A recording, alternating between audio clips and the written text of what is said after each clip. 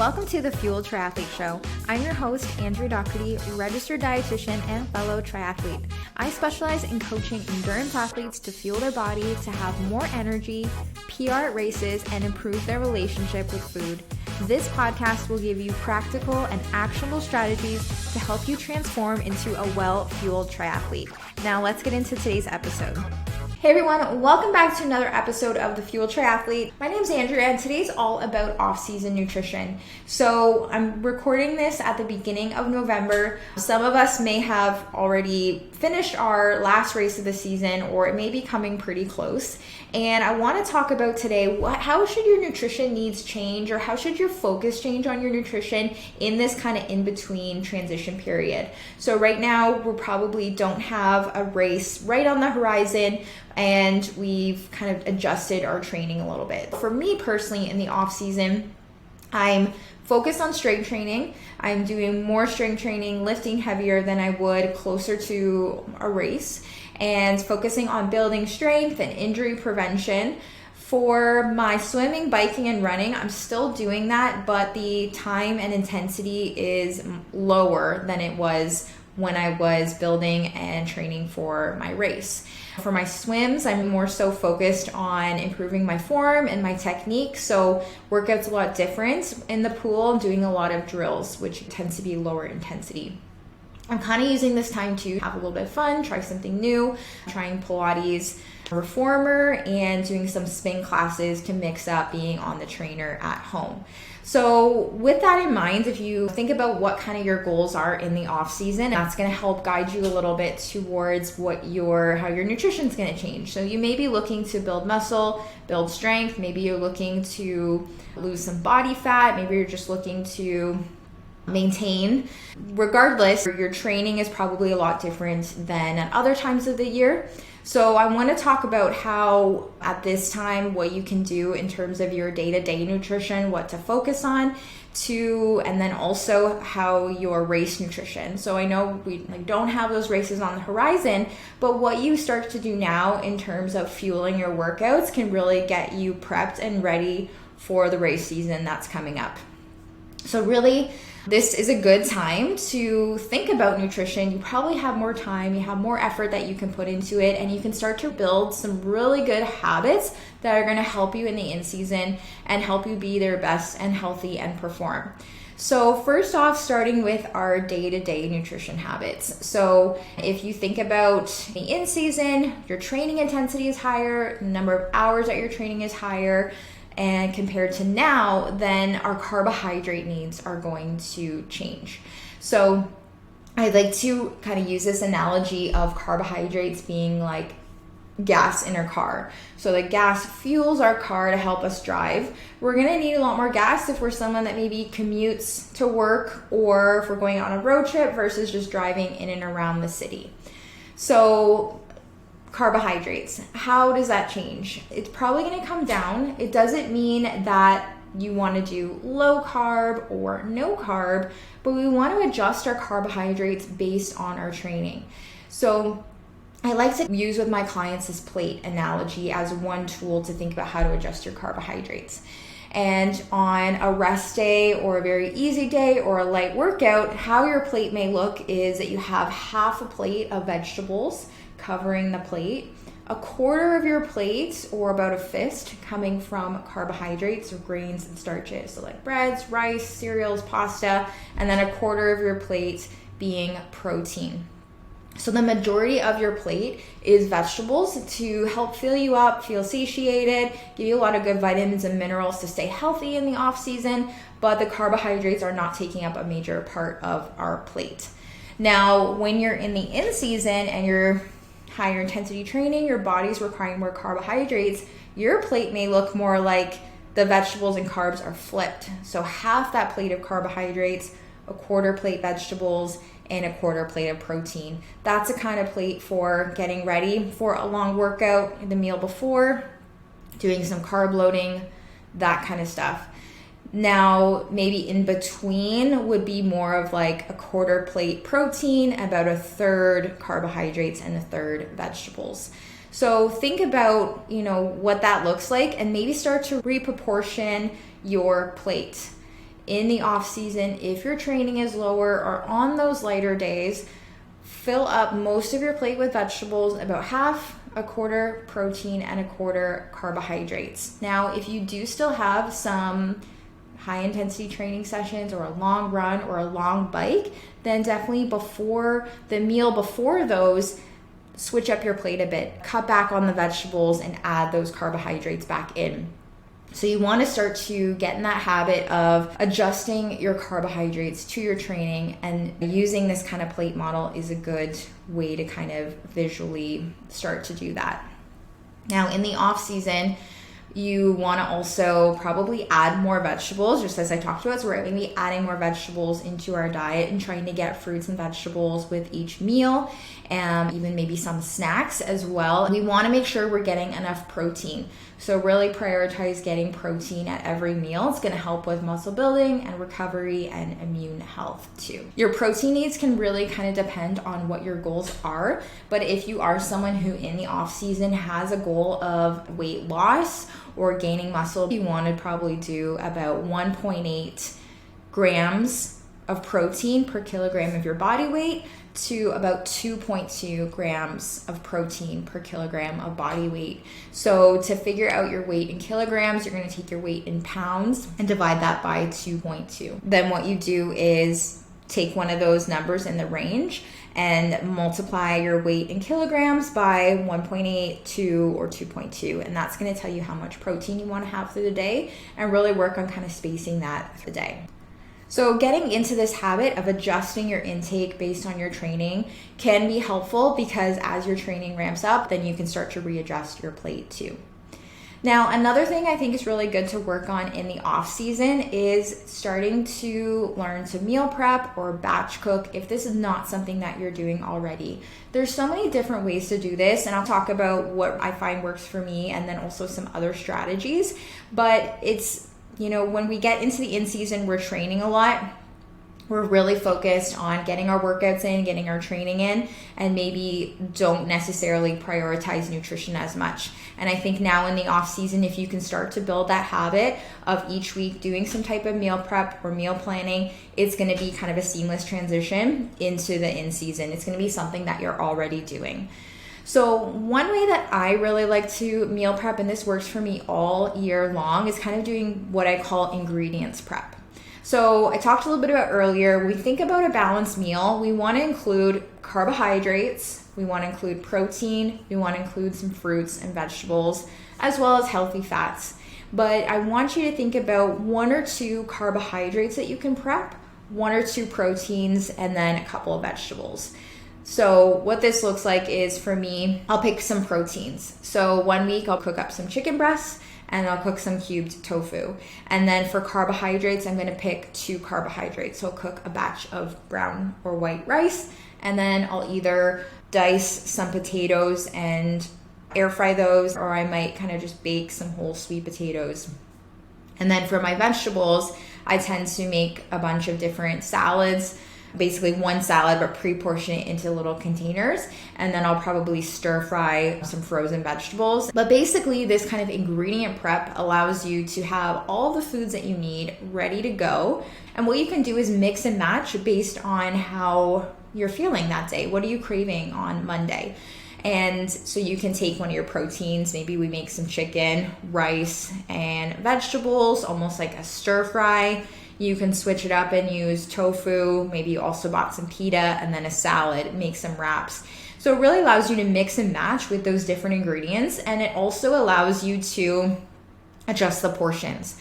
Sometimes if we make a meal and then pre-portion everything into these containers, we might be making every meal the same, every portion the same, when, as we learned a little bit earlier, we want to adjust our nutrition based on our training. So that's something that works really well for me, and I like it because you can multitask. You're using different cooking utensils or tools at the same time, so you can cook it all at once. So while my rice is going in the rice cooker, I've got chicken in the air fryer and then vegetables on the stove. So utilize different things in your kitchen. And again, if you're super new to this is a great time when you probably have a little bit more time to start building the habits, and you will get faster over time. So that's one thing that I like to do. I do also like to pick at least maybe 1 or 2 meals that I can batch cook. So it's not the ingredients, but it's a whole meal. And it's something that I can have either for lunches or dinners through the week.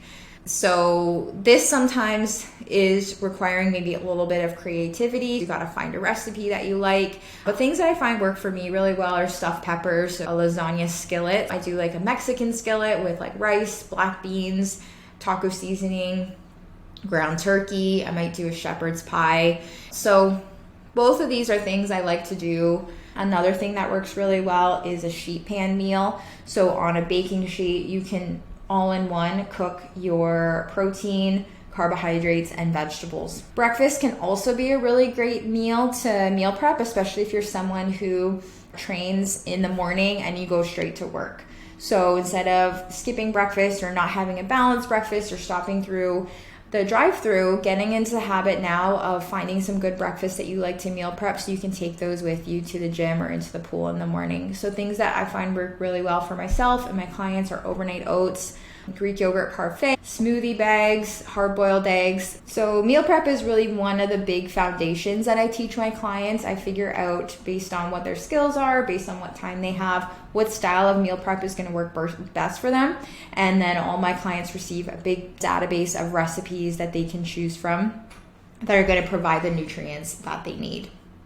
Another good thing to do in the off season is get some blood work done, especially if you haven't recently. You can check your iron, B12, vitamin D levels, and see what you may be lacking in to be able to correct any nutrient deficiencies. Off season, cold and flu season as well. So this is a good time to start having some immune boosting foods and incorporating these into your diet on a regular basis so that you're staying healthy, trying to fight off colds.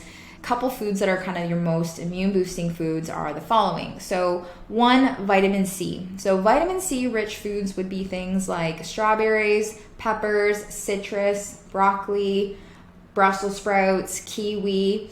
You also want to make sure we're getting enough vitamin D. Vitamin D is really important for immune health. As again, off season, it's winter, we're not getting as much sun, and vitamin D is really difficult to get through food alone. You have to eat something like 23 egg yolks a day or salmon every single day or 1.5 liters of milk every day to get your vitamin D needs. Mushrooms are also a pretty good source, but I think it's about 4 cups of cooked mushrooms every day.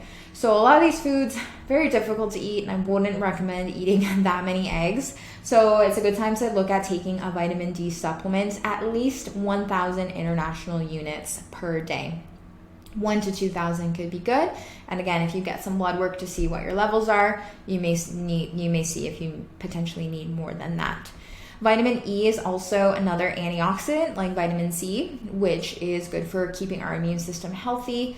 These are in foods like sunflower seeds, almonds, peanut butter, avocado, and wheat germ. We also want to make sure we're getting enough zinc. So this is a mineral found. The highest food it's found in is in oysters. It's probably not a huge part of most of our regular daily diet, but you can get it in beef, pork, hearts of palm, turkey, baked beans, and lentils. And then lastly, another good thing that's really important for immune system is probiotics. So probiotics are the healthy bacteria in our gut, and these are found in things like yogurt, kefir, sauerkraut, tempeh, and miso, and sourdough bread. And lastly, when it kind of comes to your day-to-day nutrition, these are some good things to think about, but maybe do some reflection, do some evaluation. What are things that you could work more on? So I find clients come to me and they're not super great always at recovery nutrition, getting some food right in their body as soon as possible after a workout.